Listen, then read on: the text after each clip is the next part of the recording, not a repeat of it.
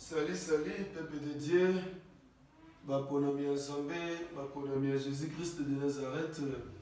Bipanyo surtout, ezone bino, namokili mobimba. Kimia, ya Seigneur Jésus-Christ, ezana bino, pe namabota la bino. J'espère le lot, bomoni, interprète zate, moi contre-temps ezwami, moi epetotika ezate.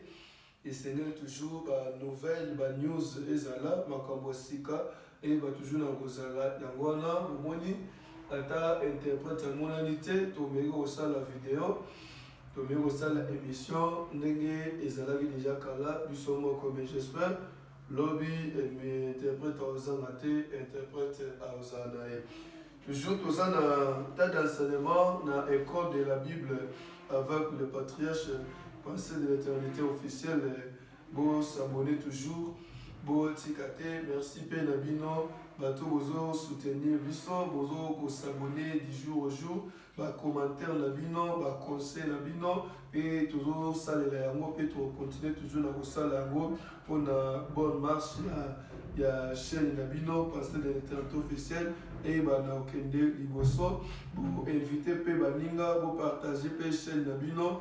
Pour que les connaissances et la répandue dans le monde de Mobimba, dans le monde Mobimba, pour que les bâtiments surtout bénéficient de yango, pour aimer, pour partager, pour commenter, pour s'abonner. Merci beaucoup. Sans plus tarder, bisonyoso to formula mbalamogo la Bible pour toi toujours à la page, ndenge toujours émission, ils ont continué na kozala.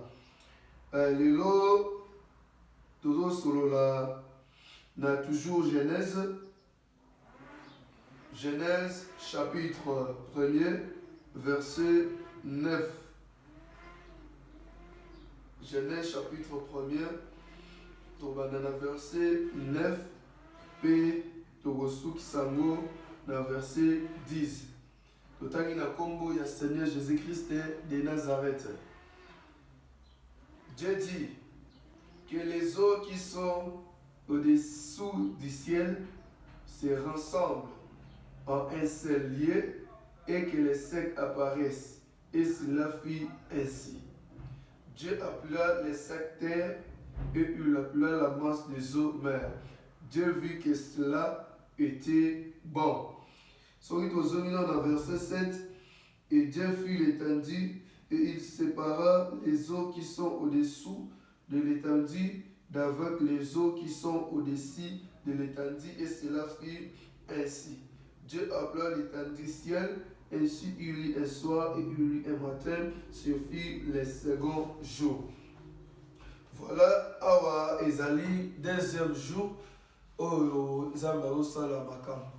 Donc deuxième jour de la création, de Nzambe ayi kokabola dolelo tokosolola séparation ya mai ya likolo na mai ya se na musuni kino na molimo toujours ndenge tozosololaka na profondeur ya spiritualité na profondeur ya explication na profondeur ya sagesse pe ya connaissance. Voilà, ntango Nzambe asalaki biloko nyonso tu yango ye asala biloko nyonso tu mai ezalaki à la surface de l'abîme. La surface, ça signifie quoi? Ndenge bomoni Bible eza boye. Parti au nyonso tu babengaka yango surface. Alors mai ezalaki na surface au nyonso tu ezalaki mai na mai. Alors Nzambe atali ezali malamu penza te, nde Nzambe ayaki kokabola Nzambe akaboli azwi mai mususu atiki yango likolo pe azwi mai mususu atiki yango na se. Na epoque wana mabele ebimaka nanu te, mabele ezalaka nanu te. De Nzambe akontinuaki kopesa ordre alobi esengeli mpe sek ezala, esengeli mpe mabele ezala, nde mabele eyaki kozwa naissance na yango. Alors ntango Nzambe akaboli abengi espace wana etandi otobenga yango ciel. Alors elingi koloba nini lelo, j'espère toumela vraiment te tokende mwa mokuse. Elinga koloba nini place oyo na nzela na molimo mai na molimo tobanda ngona na mosuni ndenge eza boye mai esuka te. Bato bameka kosala bamayele baki kotala bipai mai esuka. Biso moko totala bafilme j'espère ya Titanic bakenda bakitala kote mai suka bazwa te, bakenda bakufi na nzela. Donc mai esuka te, mutu moko pete ayebi mai esuka kote nini po aza pe na capacité ya kokende kote mai esuka te. Voilà. Et oyo ya likolo pe mai ezala parce que na Genèse ntango Nzambe abomi mokili na mai na ntango ya prophète Noé ekomami Nzambe azwaki ba porte ba fenêtre ya lola afongoli yango mai oyo eza likolo ebandi kotanga litanga mvula eyotanga lokola mai euta na tiyo robinet kutu bien na tiyo ya monene litanga mvula moko. Yango moni c'était pas facile ya kotondisa mokili na 40 jours. Soki ezali bambula oyo ebeta normal mokili nga etonda te, mais ezali mvula oyo likolo ya makasi ezouta likolo litanga mvula ya monene ezobima nde etondisaka mokili na lolenge wana. Mpe Nzambe afongoli baporte oyo ya se parce que mokili ezala likolo ya mai. Yango moni ata bato bakende na badesert basali forage mai ekobima. Elingi koloba ete mabele azala likolo ya mai, mabele atepa likolo ya mai. Mokolo Nzambe akosilaki atumba mokili oyo mokili edinaka na kati ya mai esili. Yango moni baphysicien na bascientifique baosala baétude bamoni ete mikolo ezoya bajapon na bachine edinda na mai. Bato nyonso tu wana baya okima na Afrique. Donc eza ndenge wana parce que mokili mabele ezala likolo ya ebale. Yamoni so bato batimboli ata nde place oyo toza awa so tobi totimbola awa forage mai ebima tokozwa mai ndenge mpe likolo ezalaka. Voilà na mosuni eza lolenge wana. Mais kasi na molimo biloko misato wana elingi koloba nini? Mai ya likolo, mai ya se pe na sek. Elingi koloba nini? Na molimo mai ezala présence ya parole. Mai représente la connaissance, boyebi pe parole. Donc Nzambe alingaka lakisa ete mikolo ekoya na mokili tokozala na deux différentes sortes ya connaissance, tokozala na deux différentes sortes ya connaissance pe ya parole. Ça signifie quoi? Tokozala na parole o ezali parole éternelle, pe tokozala na parole ezali parole charnelle. Tokozala na connaissance o ezali connaissance éternelle, pe tokozala na connaissance o ezali connaissance charnelle. Donc connaissance to parole éternelle ezali mateya ya likolo, mateya ya Nzambe ya Seigneur Jésus-Christ de Nazareth, pe tokozala na évangile du ventre.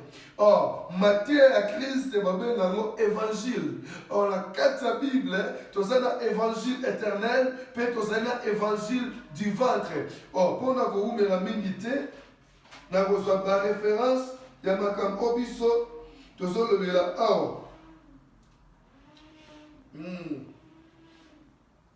Pourtant dans Apocalypse chapitre 14 verset 6 et comment j'ai vu un autre ange qui volait au milieu du ciel. Il avait un évangile éternel pour l'annoncer aux habitants de la terre, à toute nation, à toute tribu, à toute langue et à tout peuple. Alors, amoni moi je na likolo Mais moi, je vois Azaïna évangile éternel. Sangomala monaseko. Donc, ils ont un évangile, on va appeler un évangile éternel. Or, évangile éternel, nous sommes ezalaga pour épaissir la vie éternelle. Le col ezali la vie éternelle et Seigneur peut ezala accompagner l'évangile éternel. Donc, il y a un moment où la vie éternelle, il faut nous accroire dans l'évangile éternel. Oh, ezali évangile du Christ. Matin, il y a un zame, il y a mon limo. Oh, ils ont une moto à qui est dans le royaume des cieux. Yami balé, dans un évangile du ventre. Oh, dans mon kilo, et ça n'a pas tout. Soit disant par ça, il y a un zambe, soit disant par pasteur, soit disant par prophète, il y a le koutape bazali. Donc il y a solo bazali, il y a le koutape bazali. Alors, il y a le koutape ya solo, bisomo kondenge yesu alobi, boko yeba bango na misala na bango, boko yeba nzete na mbuma na ye. Voilà. Donc on dit, Matéya ya mosuni, et ça beaucoup plus pour épaisser sa valeur na mosuni. Ya mo pour la lobby, bakandenge wana, bazo sala nkolo yesu na bisote, mais bango bazo sala mabumu na bango moko penza. C'est pour cela, bon mona mutuaye te patriarche téléphone na oyo ezana ba démon. Et aussi na n'est pas pasteur. Mais si le pasteur Zamoli Manzam, abonnez le téléphone, on a des mots à l'ombre, après c'est patriarche sur téléphone, il y a. Ote maman, tu télévision, et ça n'a pas de mots. Lobby est comme le pasteur. Congélateur, ça n'a pas de mots. Évangile, il y a Christ et il y a qui pose la makamouana te.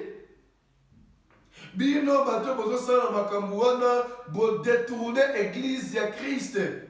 Bozali kobebisa lingomba na nkolo botika makambo wana bobongola mitema Yesu azosilika Yesu azosepela te évangile oyo eyaki po epesa moto royaume des cieux po epesa moto accès ya kohériter royaume des cieux ya kozwa la vie éternelle ezalaki te po ya kopiller bato wana ekomi pillage.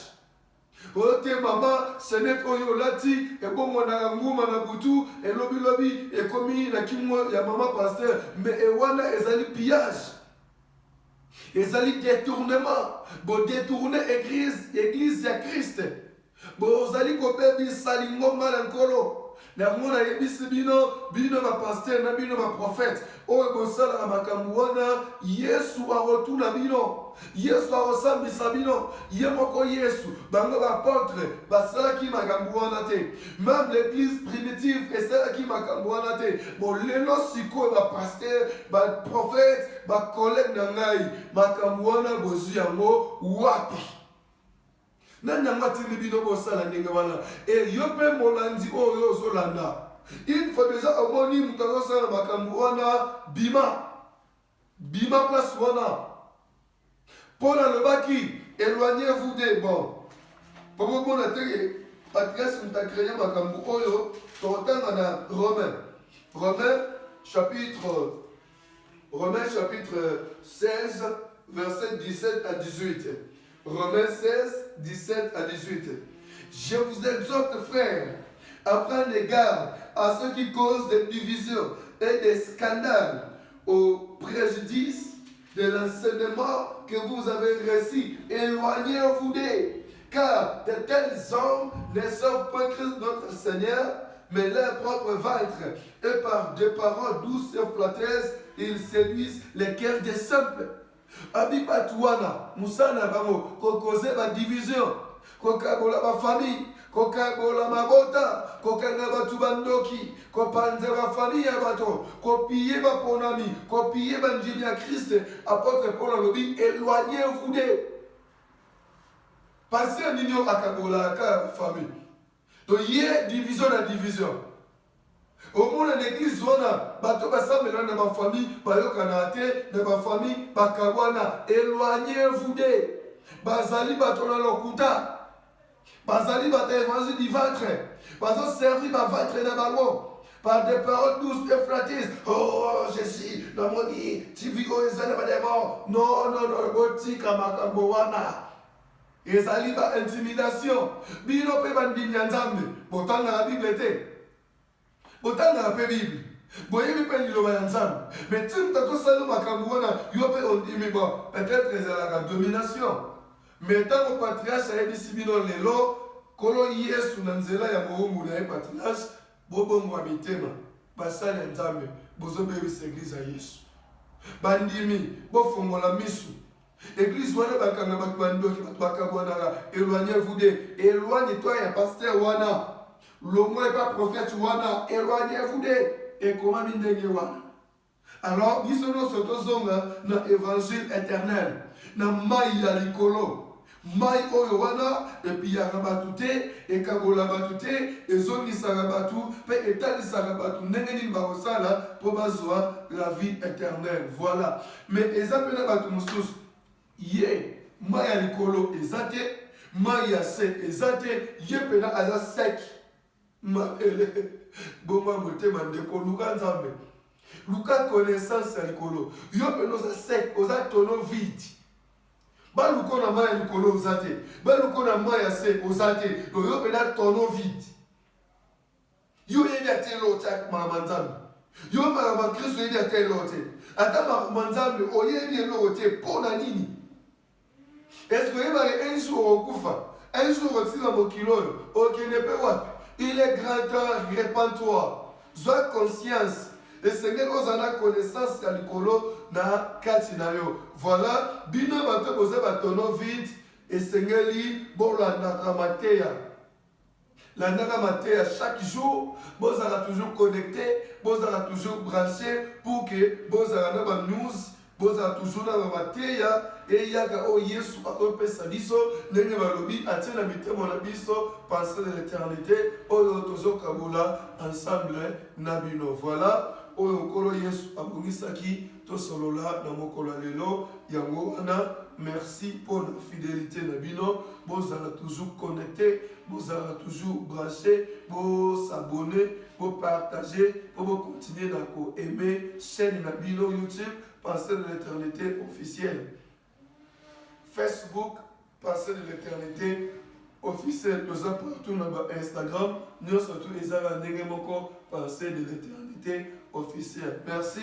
Nayo mutu aux 8 ans, yawoyo kamamoyo, tikete, kolo Yesu, apambola yo, abatela yo, afungole banzela, yo pe ligota na yo mobimba. Amen.